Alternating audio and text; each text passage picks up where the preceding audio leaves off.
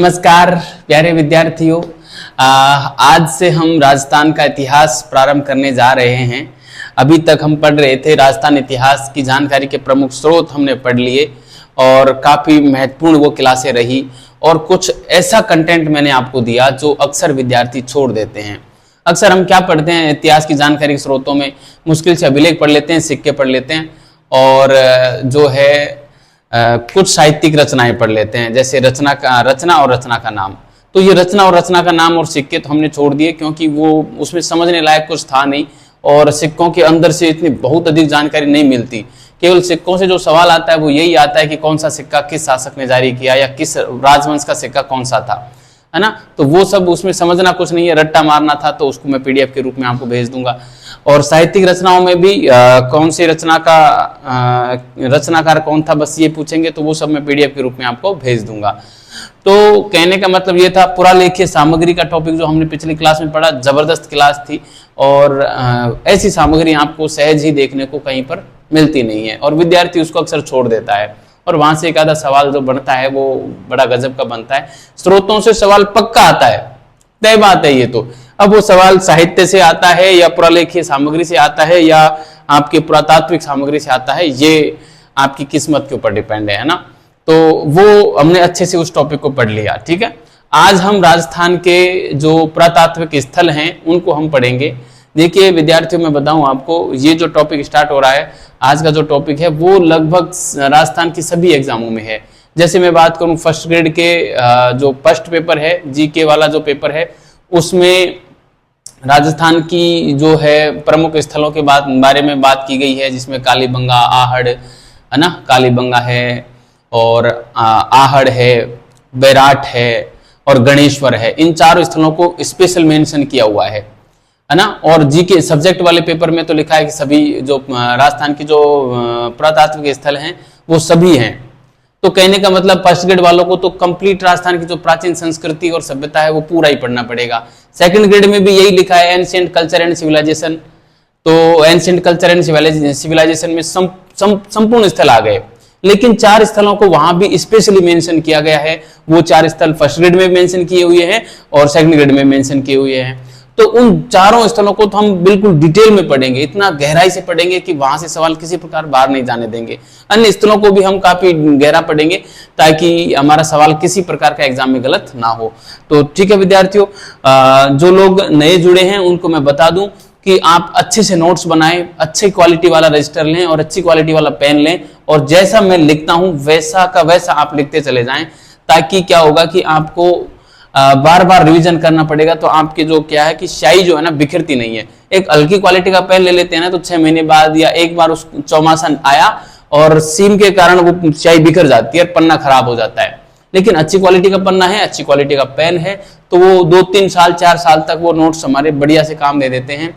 और चूंकि क्या पता एग्जाम इस साल का तो संभावना है ही नहीं, अगले साल एग्जाम होगी, तो वो भी जून जुलाई से पहले एग्जाम की संभावना नहीं है, ठीक है। तो उस हिसाब से आपको नोट्स बनाने चाहिए ताकि खराब नहीं हो ना। क्या पता अगला चौमासा भी निकल जाए और उसके बाद एग्जाम और चौमासे में जाके हमारे नोट्स खराब हो जाए, हम पढ़ नहीं पाए तो फिर क्या मतलब। इसलिए अच्छी क्वालिटी का जो है आप रजिस्टर और पेन रखिएगा। देखिए आज मैं हेडिंग जानता हूं कि राजस्थान इतिहास के राजस्थान के प्रमुख पुरातात्विक स्थल पढ़ेंगे हम, है ना। राजस्थान के प्रमुख पुरातात्विक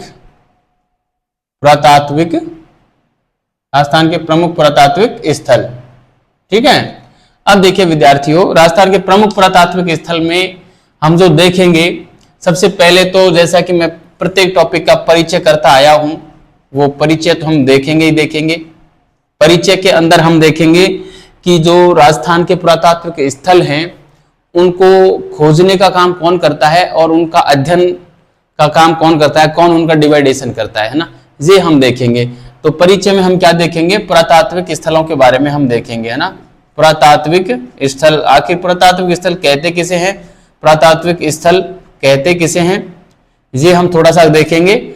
और इनका जो है खोज का काम कौन करता है, खोज कौन करता है, ये हम देखेंगे। और इनका अध्ययन का काम कौन करता है, वर्गीकरण का काम कौन करता है ना, ये परिचय में देखेंगे। इसके बाद हम इसमें एक बिंदु ये देखेंगे कि इसका वर्गीकरण देख लेंगे, इन सारे स्थलों का वर्गीकरण करेंगे हम कि कौन सा स्थल जो है पाषाण काल का है, कौन सा ताम्र पाषाण काल का है, कौन सा जो है हमारे लौह काल का है, कौन सा जो हम बात करें आद्य ऐतिहासिक काल, ऐतिहासिक काल, ऐतिहासिक काल का कौन कौन सा है। इस प्रकार का हम पूरा डिवाइडेशन करेंगे ताकि हमें अच्छे से पता चल सके कि राजस्थान में कौन कौन से काल के स्थल पाए गए हैं। ठीक है विद्यार्थियों, काफी महत्वपूर्ण होगा ये वर्गीकरण, और वर्गीकरण जिसके समझ में आ गया ना वो मान के चलो कि ये जो टॉपिक है इसका 50% आपका काम यही हो जाएगा, यही समाप्त हो जाएगा, मान के चलना आप, है ना। क्योंकि वर्गीकरण बहुत मुश्किल है समझना, अधिकांश लोगों को समझ में नहीं आता। अपन तो काफी, आप चिंता ना करें, इसको मैं बेहतर तरीके से समझाऊंगा तो आपको अच्छे से समझ में आ जाएगा। ठीक है, फिर हम जितने भी स्थल हैं उनकी प्रमुख विशेषताएं क्या हैं वो पढ़ेंगे, है ना। प्रमुख स्थलों की विशेषताएं, प्रमुख स्थलों की विशेषताएं पढ़ेंगे, और इन विशेषताओं में जो है हमारा इसमें सबसे ज्यादा क्लासें चलने वाली हैं, 10, 12, 15 क्लासें जो होंगी वो प्रमुख स्थलों की विशेषताओं में हम पढ़ेंगे, जिसमें हम आहड़ को पढ़ेंगे, काफी डिटेल में पढ़ेंगे, फिर कालीबंगा को पढ़ेंगे, गणेश्वर को पढ़ेंगे, बैराठ को पढ़ेंगे। ये प्रमुख 4 स्थल जो आपके सेकंड ग्रेड और फर्स्ट ग्रेड में मेंशन किए हुए हैं, स्पेशली उन चारों पे तो आपको विशेष रूप से ध्यान देना है, क्योंकि वहां से सवाल आने की प्रबल संभावना है। लेकिन आजकल आरपीएससी क्या है ना कि छोटे छोटे स्थलों से भी सवाल बनाने लगी है, मूल स्थलों को छोड़कर, इसलिए हमको समग्रता रखनी होगी हमारे अध्ययन में और हमें अच्छे से पढ़ना पड़ेगा। ठीक है, तो मैं बिना समय गवाए मैं सीधा आता हूं पुरातात्विक स्थलों के बारे में। मैं आपको थोड़ा सा बता दूं कि पुरातात्विक स्थल क्या होते हैं, कौन इन स्थलों की खोज का कार्य हमारे करता है। तो देखिए मैं बताऊं कि वो स्थल जहां से हमें पुरातात्विक स्रोतों की जानकारी मिलती हो।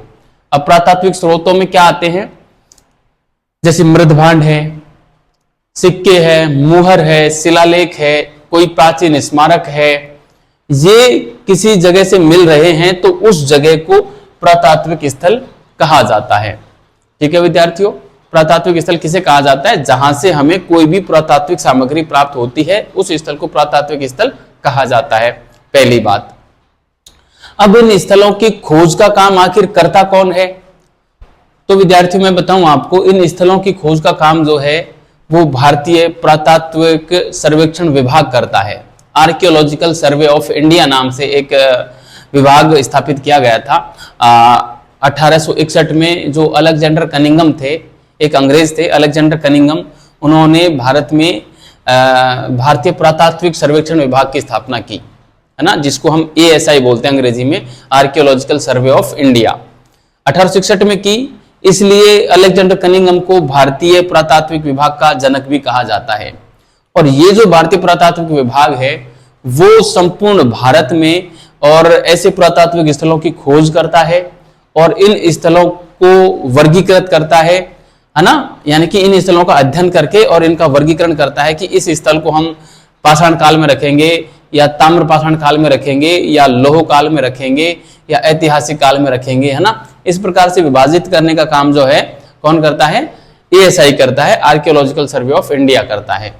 और आर्कियोलॉजिकल सर्वे ऑफ इंडिया ने संपूर्ण भारत को 34 सर्किलों में बांट रखा है ताकि वो अच्छे से अध्ययन कर सके, है ना। और उन 34 सर्किलों में से 2 सर्किल राजस्थान में पड़ते हैं, एक जयपुर में और एक जोधपुर में पड़ता है। ये हुआ हमारा थोड़ा सा ASI के बारे में जानकारी। और ये जो ASI है उसके विभाग के रूप में ही राजस्थान में भी एक राजस्थान पुरातात्विक सर्वेक्षण विभाग भी स्थापित किया गया 1871 में, और उसकी स्थापना जो की वो ACL कार्लाइल ने की। और ACL कार्लाइल ने फिर वो राजस्थान में पुरातात्विक सर्वेक्षण विभाग स्थापित किया। तो राजस्थान में जो पुरातात्विक स्थलों की खोज और उनके वर्गीकरण का काम है वो राजस्थान का पुरातात्विक सर्वेक्षण विभाग करता है। ठीक है, और क्या करता है, किस प्रकार से वो वर्गीकरण करता है, उस वर्गीकरण को हम यहाँ पढ़ेंगे। पहले अभी जो मैंने अभी जानकारी आपको बोल के सुनाई है उसको मैं यहाँ पे लिख देता हूं और फिर हम आगे बढ़ते हैं विद्यार्थियों। ठीक है, तो आपको अच्छे से समझ में आ रहा होगा। मैंने जो भी बोल के बताया है उसको मैं यहाँ पे लिख रहा हूं।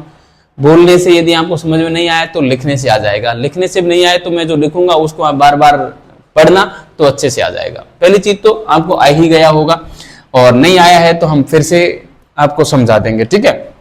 देखिए पुरातात्विक स्थल क्या होते हैं। सबसे पहले तो मैं पुरातात्विक स्थलों की बात करूं तो वे स्थान लिख सकते हैं, स्थल लिख सकते हैं, वे स्थान जहां से पुरातात्विक सामग्री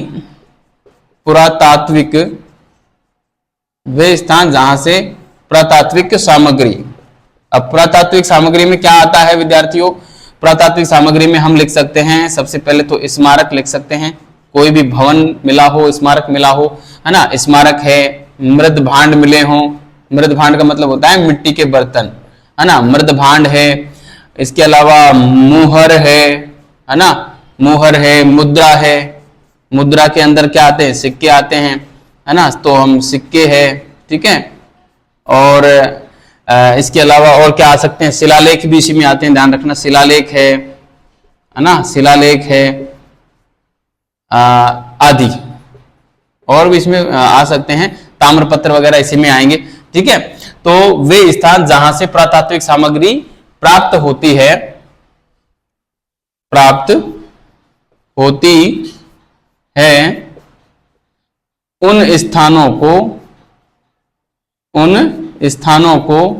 उन स्थान या स्थल है ना, उन स्थान या स्थलों को पुरातात्विक स्थल कहा जाता है। पुरातात्विक स्थल कहा जाता है, ठीक है, पुरातात्विक स्थल कहा जाता है, ठीक है विद्यार्थियों। तो पुरातात्विक स्थल किसे कहा जाता है, जहां से पुरातात्विक सामग्री प्राप्त होती हो, बस सीधा सा फंडा है। पुरातात्विक सामग्री में क्या क्या आते हैं, तो उसमें पुरातात्विक सामग्री में स्मारक आते हैं, मृद भांड आते हैं, मुहर, मुद्रा, सिक्के, शिलालेख, ताम्रलेख वगैरह सब आते हैं, है ना। और जो लिखित जो साक्ष्य होते हैं, कोई ग्रंथ है ना, कोई ग्रंथ है तो वो साहित्यिक स्रोत होते हैं ना। ये पुरातात्विक सामग्री ही पुरातात्विक स्रोत होते हैं, ध्यान रखना, ठीक है। तो ये काम हो गया। अब मैं दूसरी बात लिखूं कि इनकी खोज का काम कौन करता है, वो मैं यहां पे लिखना चाहूंगा। इन स्थलों की खोज का काम, इन स्थलों की खोज व इनके अध्ययन व वर्गीकरण का काम, अध्ययन व वर्गीकरण का कार्य भारतीय पुरातात्विक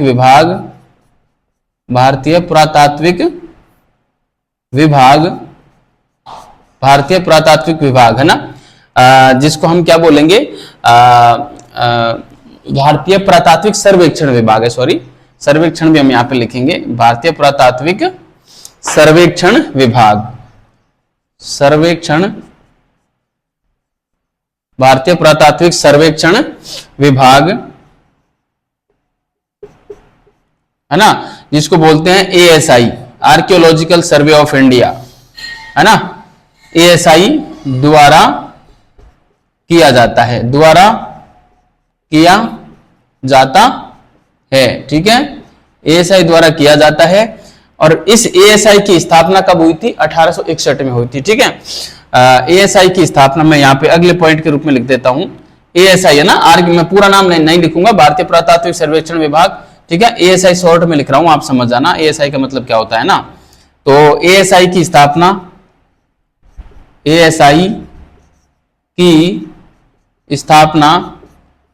1861 ईस्वी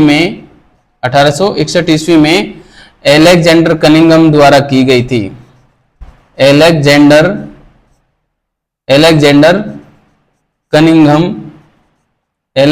कनिंघम द्वारा की गई थी।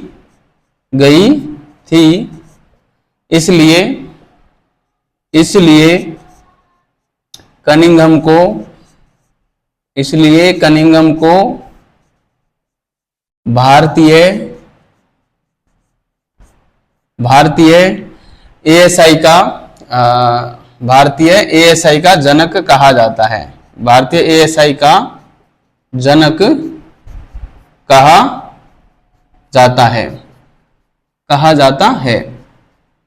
देखो राजस्थान के इतिहास में तो ये सवाल नहीं पूछा जाएगा, लेकिन इसको समझे बिना हम राजस्थान वाला भाग नहीं समझ सकते, इसलिए मैं लिखा रहा हूं, ठीक है। और चूंकि फर्स्ट ग्रेड वाले तो इंडिया की जीके में इंडिया के जो सब्जेक्ट है वहां पे ये सवाल आ सकता है, और सेकंड ग्रेड में भी कहीं कहीं इंडियन हिस्ट्री है तो वहां भी ये सवाल आ सकता है ना। तो ऐसा ना सोचें कि ये हमारे आउट ऑफ कंटेस्ट है, आउट ऑफ सिलेबस है ना। एक तो बात हुई है, ठीक है।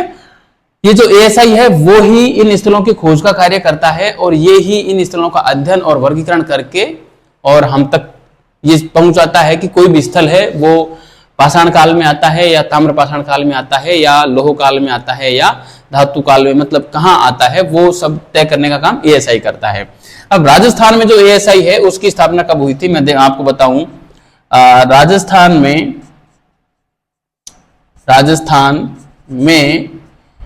एएसआई क्या, राजस्थान में पुरातात्विक सर्वेक्षण विभाग, राजस्थान में एएसआई तो इंडिया का हो गया ना, आरएसआई बोल सकते हैं, सॉरी हाँ,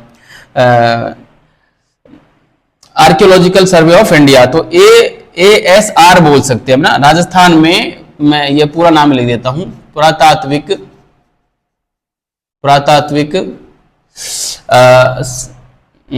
सर्वेक्षण विभाग। राजस्थान में पुरातात्विक सर्वेक्षण विभाग की स्थापना 1800, ये बात महत्वपूर्ण है, ध्यान रखना, 1871 में एसीएल कार्लाइल ने की थी। एसीएल, ये बात पूछी जा सकती है राजस्थान के संदर्भ में, एसीएल कार्लाइल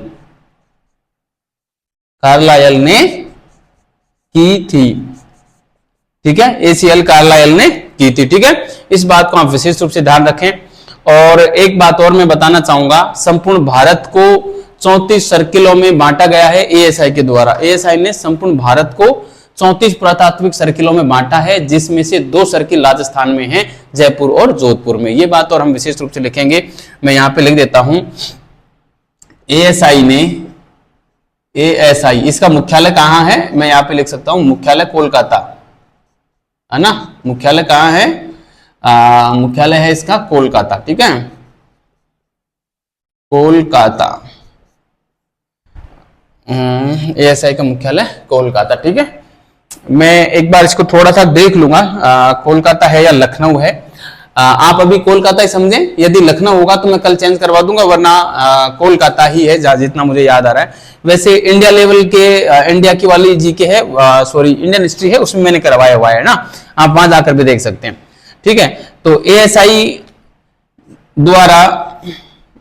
द्वारा भारत को, संपूर्ण भारत को एएसआई द्वारा संपूर्ण भारत को 34 पुरातात्विक सर्किलों में बांटा गया है। पुरातात्विक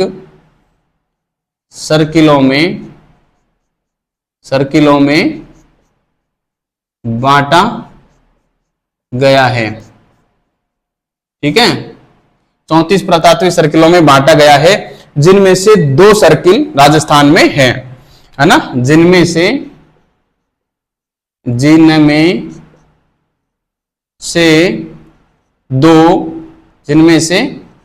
2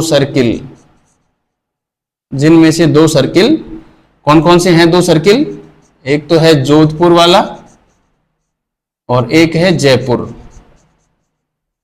है ना, जिनमें से 2 सर्किल राजस्थान में हैं, ठीक है, जिनमें से 2 सर्किल राजस्थान में हैं, ठीक है।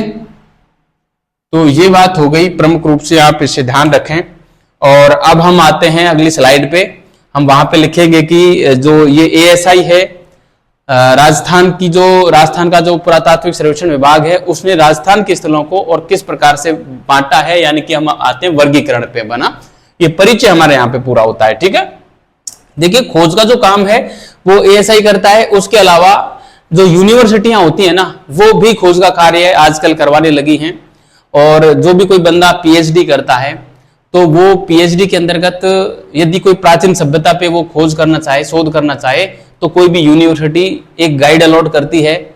उस रिसर्च स्कॉलर जो पीएचडी करता है ना, उसको रिसर्च स्कॉलर बोलते हैं। तो जो रिसर्च स्कॉलर होता है उसको एक गाइड मिलता है और उस गाइड के निर्देशन में वो खोज का काम करता है ना। तो खोज का काम दो जगह से हो रहा है हमारे भारत में। एक तो एएसआई करता है, यानी पुरातात्विक विभाग करता है, आर्कियोलॉजिकल विभाग करता है, और एक यूनिवर्सिटियां भी करवा रही हैं। ठीक है, तो ये बात आप ध्यान रखना, बस एज ए नॉलेज के रूप में है, एग्जाम में कहीं पूछा नहीं जाएगा। ठीक है, तो मैं इसको मिटा रहा हूं और हम आते हैं वर्गीकरण पे। परिचय हमारा पूरा हो गया विद्यार्थियों। ठीक है, वर्गीकरण पे आते हैं और मैं इसको पूरे को मिटा रहा हूं यहां पे, और हम पढ़ेंगे वर्गीकरण, है ना। वर्गीकरण में प्यारे विद्यार्थियों मैं थोड़ा सा आपको इतिहास का वर्गीकरण करवाना चाहूंगा। इतिहास का वर्गीकरण किए बिना हम इस वर्गीकरण को जो है अच्छे से समझ नहीं पाएंगे, है ना।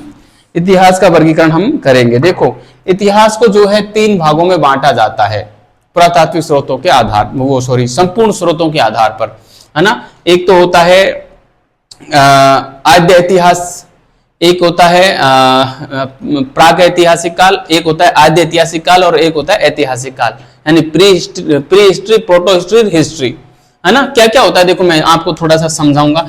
ये क्लास बड़ी महत्वपूर्ण क्लास है। ये जो वर्गीकरण है ना, ये आपको समझ में आना बेहद आवश्यक है विद्यार्थियों। तो काफी गहराई से इसको समझना। वैसे इतना जटिल भी नहीं है, बड़ा आसान है, लेकिन समझोगे तो आपको अच्छे से समझ में आ जाएगा। ठीक है, देखो इतिहास को हमने 3 भागों में बांटा। सबसे पहले 3 भाग कौन कौन से हैं? एक तो है हमारा प्रागैतिहासिक काल, है ना, प्रागैतिहासिक काल। ठीक है, प्रागैतिहासिक काल को हम लिखते हैं प्री हिस्टोरिकल एज।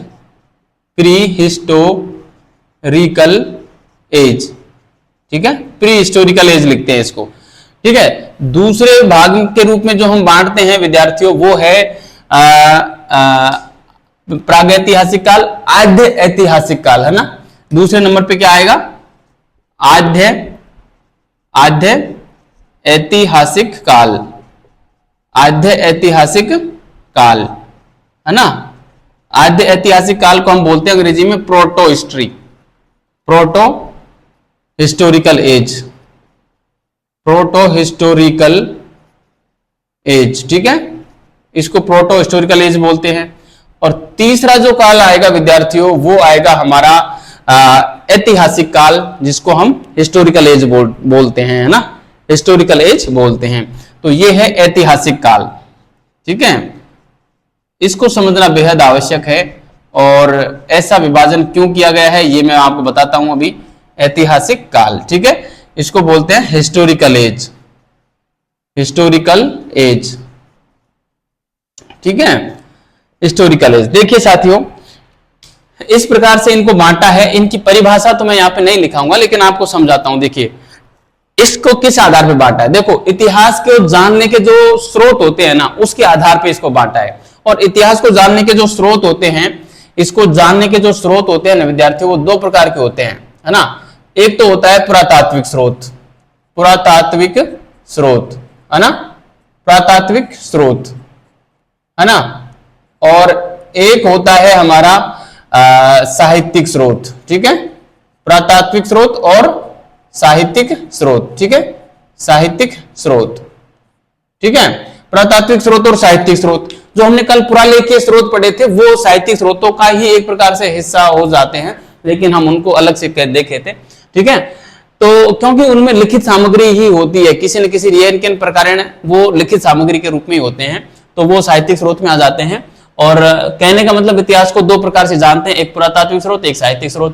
पुरातात्विक स्रोतों में क्या क्या आते हैं? सिक्के, मृदभांड, स्मारक, है ना, भवन, और जो है मुद्रा, मुहर, ये सब इसमें आते हैं पुरातात्विक स्रोतों में, जो जमीन से किसी स्थान से हमको मिलते हो ना। और साहित्यिक स्रोत में क्या आते हैं? जो लिखित जो ग्रंथ होते हैं वो साहित्यिक आते हैं। ठीक है, इन दोनों के आधार पर इस इतिहास का जो विभाजन है वो 3 प्रकार से किया गया है विद्यार्थियों, समझना। ये जो ऐतिहासिक प्रागैतिहासिक काल है, जिसको हम प्री हिस्टोरिकल एज कहते हैं, इसकी जानकारी का जो स्रोत है वो केवल और केवल पुरातात्विक स्रोत होता है, साहित्यिक स्रोत इसमें उपलब्ध ही नहीं रहते। इसलिए इस काल को हम प्रागैतिहासिक काल कहते हैं। ठीक है, इसमें क्या होता है, जानकारी किससे मिलती है, देखो मैं यहाँ पे शॉर्ट में लिखूंगा, पूरा एकदम डिटेल से नहीं लिखूंगा। डिटेल से आपको ये पढ़ना हो तो आप प्राचीन भारत का इतिहास मैंने वहां पे पढ़ाया है, वहां पे इनकी परिभाषा भी लिखी है, आप वहां से जाकर लिख सकते हैं। ठीक है, लेकिन शॉर्ट में मैं आपको समझा दूंगा, वही बात है, उसको बस डिटेल में वहां पे लिख दिया, यहाँ पे डिटेल में नहीं लिखूंगा, क्योंकि राजस्थान का इतिहास पढ़ रहे हैं, प्राचीन भारत नहीं पढ़ रहे हैं ना। यहाँ से सवाल ये जो है एग्जाम में नहीं फंसेगा। एग्जाम में क्या आएगा हमारे राजस्थान वाले में, वो मैं अभी बताऊंगा, लेकिन इसको समझना बेहद आवश्यक है। इसको समझे बिना राजस्थान का मामला समझ में नहीं आएगा, है ना। तो इसकी जानकारी जो हमें है साहित्यिक स्रोतों से बिल्कुल नहीं मिलती, पुरातात्विक स्रोतों से ही मिलती है ना। किससे मिलती है, पुरातात्विक स्रोतों से मिलती है। ठीक है, इसमें जो है साहित्यिक स्रोत उपलब्ध ही नहीं रहते, है ना। इसमें साहित्यिक स्रोत उपलब्ध नहीं रहते, है ना। साहित्यिक स्रोत तो क्या है, उपलब्धि नहीं रहते। साहित्यिक स्रोत तो इसमें उपलब्धि नहीं रहते, केवल पुरातात्विक स्रोतों से जानकारी मिलती है ना। पुरातात्विक स्रोतों से मिलती है, पुरातात्विक स्रोतों से मिलती है, इतना मैं लिख देता हूं यहां पे ना, मिलती है। ठीक है, मतलब प्रागैतिहासिक काल वो काल होता है जिसकी जानकारी केवल और केवल पुरातात्विक स्रोतों से मिलती है, साहित्यिक स्रोत तो उपलब्ध ही नहीं रहते। ऐसा काल प्रागैतिहासिक काल कहलाता है। ठीक है, और इस काल में जो हमारा आएगा वो प्रागैतिहासिक काल को भी हम आगे विभाजित करते हैं दो कालों में। प्रागैतिहासिक काल के अंदर पाषाण काल आता है और ताम्र पाषाण काल आता है ना। तो ऐसा कौन सा काल है, हम लिखें जैसे यहां पे मैं लिखूं जैसे में हम यहाँ पे दो प्रकार के काल हम पढ़ेंगे। एक तो पढ़ेंगे हमारा पाषाण काल, ये यहां से हमको समझना आवश्यक है, पाषाण काल से, है ना, ये हमारे सिलेबस में है। ठीक है विद्यार्थियों, पाषाण काल, और एक आ जाएगा हमारा ताम्र पाषाण काल, है ना, ताम्र पाषाण काल। ठीक है, पाषाण काल और ताम्र पाषाण काल ये तो आ जाएगा इसमें, है ना। पाषाण काल और ताम्र पाषाण काल किस काल का हिस्सा है, प्रागैतिहासिक काल का हिस्सा है, प्री हिस्टोरिकल एज का हिस्सा है। विशेष रूप से ध्यान रखना, प्री हिस्टोरिकल एज की क्या विशेषता है कि पुरातात्विक स्रोतों से ही जानकारी मिलती है, साहित्यिक स्रोत होते ही नहीं है। इस पे आते हैं, देखिए विद्यार्थियों, इसमें दोनों प्रकार के स्रोत उपलब्ध रहते हैं, है ना। उपलब्धता किसकी रहती है, उपलब्धता तो रहती है आपके साहित्यिक की भी रहती है, साहित्यिक व पुरातात्विक दोनों, है ना। साहित्यिक व पुरातात्विक दोनों प्रकार के जो है प्यारे विद्यार्थी स्रोत यहाँ पे उपलब्ध रहते हैं, लेकिन हम साहित्यिक स्रोतों का उपयोग ही नहीं कर पाते, क्योंकि उसकी लिपि को हम आज तक पढ़ नहीं पाए हैं। इसलिए इसमें जो है हम केवल साहित्यिक स्रोतों का उपयोग नहीं कर, केवल पुरातात्विक स्रोतों का ही उपयोग कर पाए हैं, है ना। यानी कि हम ये कह सकते हैं कि इतिहास का वह कालखंड जिसकी जानकारी के साहित्यिक व पुरातात्विक दोनों प्रकार के स्रोत उपलब्ध तो हैं, लेकिन साहित्यिक स्रोतों का उपयोग हम नहीं कर पाए हैं। इसलिए इस काल की जानकारी केवल और केवल पुरातात्विक स्रोतों से ही मिलती है ना। तो इस काल में हम जैसे मैं इसमें आपको बताऊं, जैसे में हम इसमें जो काल रखेंगे ना, वो हमारा सिंधु घाटी सभ्यता का काल रखेंगे। सिंधु घाटी सभ्यता, या इसको हम हड़प्पा सभ्यता भी बोलते हैं, या सिंधु घाटी सभ्यता या हड़प्पा सभ्यता, है ना। हड़प्पा सभ्यता विद्यार्थियों, हड़प्पा सभ्यता जो है उसमें हमको साहित्यिक स्रोत भी मिले हैं और पुरातात्विक स्रोत भी मिले हैं, लेकिन हड़प्पा सभ्यता की लिपि को हम आज तक पढ़ ही नहीं पाए। इस कारण हड़प्पा सभ्यता की जानकारी के स्रोत केवल और केवल पुरातात्विक ही हैं। इसलिए हम इसको आद्य ऐतिहासिक काल में पढ़ते हैं, प्रोटो हिस्टोरिकल एज में पढ़ते हैं। ठीक है, समझ गए होंगे आप। अब हड़प्पा सभ्यता के कौन कौन से स्थल है जो राजस्थान में है, वो हम देखेंगे यहाँ पे, है ना।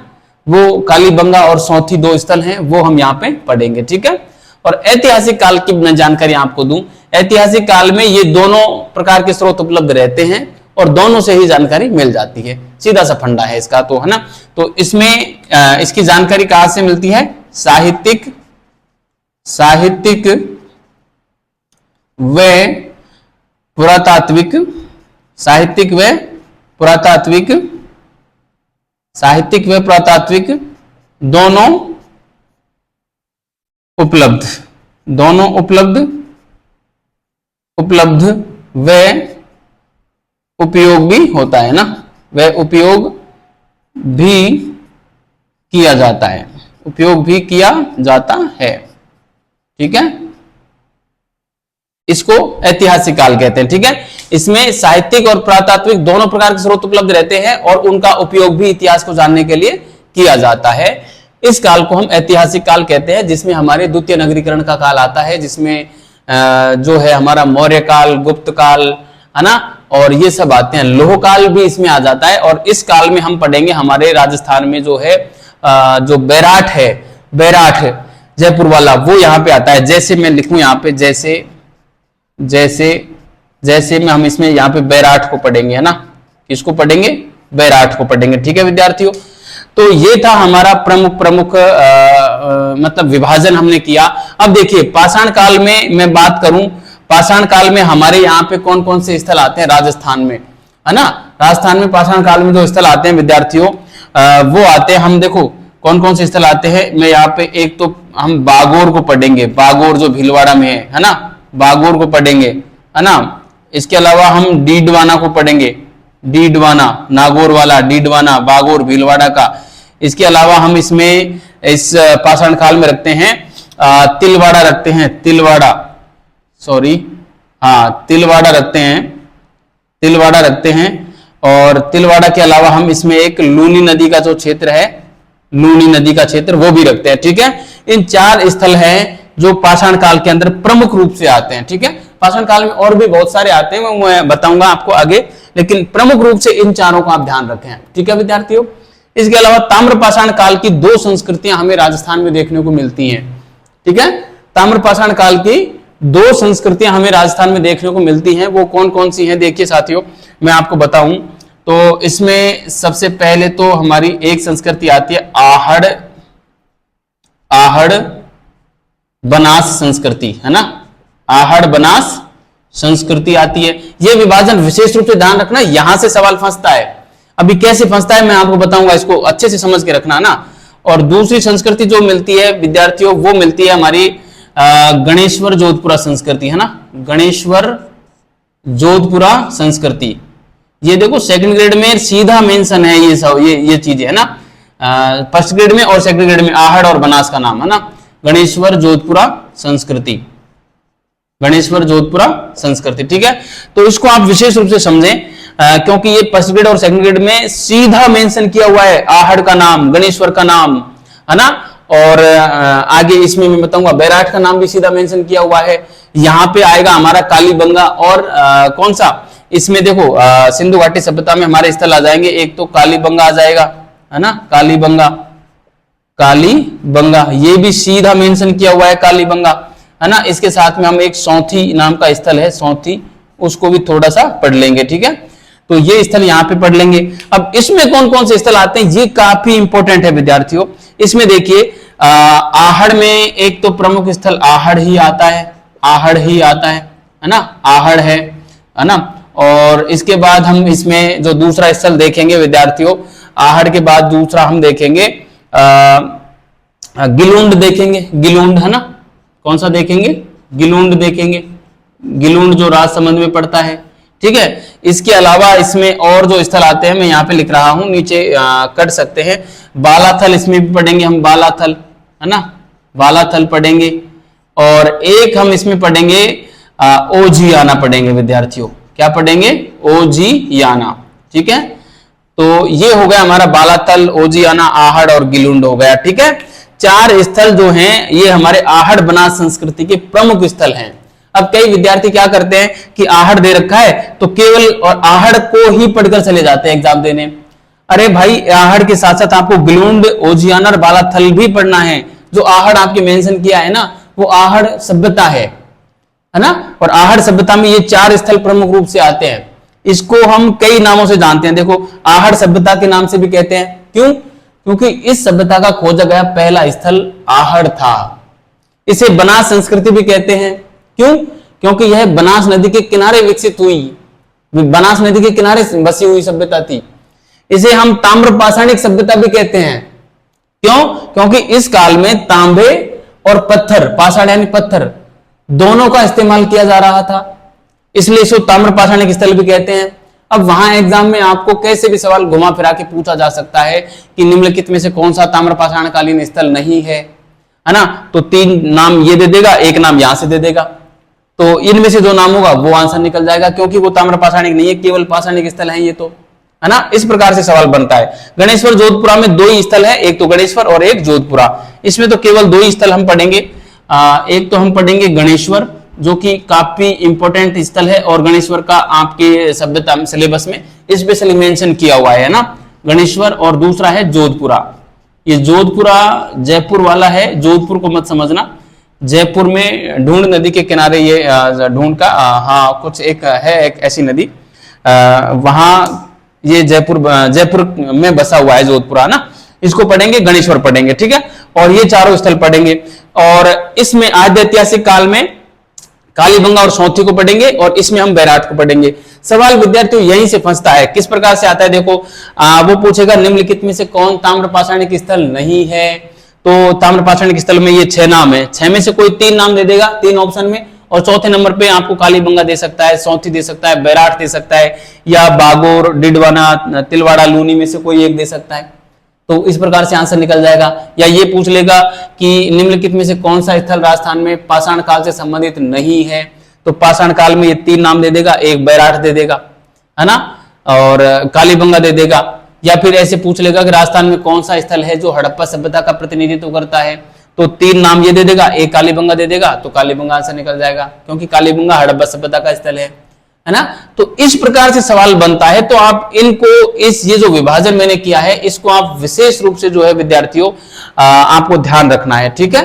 तो इस प्रकार से जो हमारी क्लास थी वो आज हम यहाँ पे यहीं समाप्त करते हैं, और अब आगे की जो क्लास रहेगी उसमें हम पाषाण काल से प्रारंभ करते हुए और प्रत्येक जो इसको पढ़ते पढ़ते और वर्गीकरण हमारा पूरा हो गया। प्रत्येक स्थल की जो प्रमुख विशेषताएं हैं उनको हम पढ़ते हुए आगे बढ़ेंगे, और काफी महत्वपूर्ण है, यहां से सवाल आता ही आता है।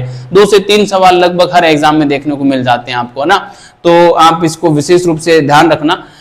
फर्स्ट ग्रेड के सवालों की संख्या बता रहा हूँ, सेकंड ग्रेड का तो मुझे एग्जैक्टली पता नहीं है कि कितने सवाल आते हैं, लेकिन सेकंड ग्रेड का मैंने पाठ्यक्रम देखा था, ये पाठ्यक्रम उसमें है, मेंशन किया हुआ है ना। एंशिएंट कल्चर एंड सिविलाइजेशन नाम से लिखा हुआ है, तो उसमें तो सारे स्थल आ गए, प्लस 4 स्थलों को स्पेशली मेंशन किया हुआ है। तो सेकंड ग्रेड और फर्स्ट ग्रेड दोनों के लिए काफी महत्वपूर्ण क्लास है विद्यार्थियों। अच्छे से पढ़ना, अच्छे से इसको समझना, और आप इसका स्क्रीनशॉट लें और इसको अच्छे से उतारें, ठीक है। आपने स्क्रीनशॉट ले लिया होगा, और या फिर इसको पॉज करके और तब लिख लिया करो, ठीक है। कई बार क्या मुझे ध्यान ही नहीं रहता, मैं बोर्ड के आगे से हटता भी नहीं हूं, आप लोगों को बड़ी दिक्कतें होती हैं, ठीक है। तो अब हम मिलते हैं अगली क्लास में, तब तक बहुत बहुत धन्यवाद विद्यार्थियों। अच्छे रहिए, मस्त रहिए और पढ़ते रहिए।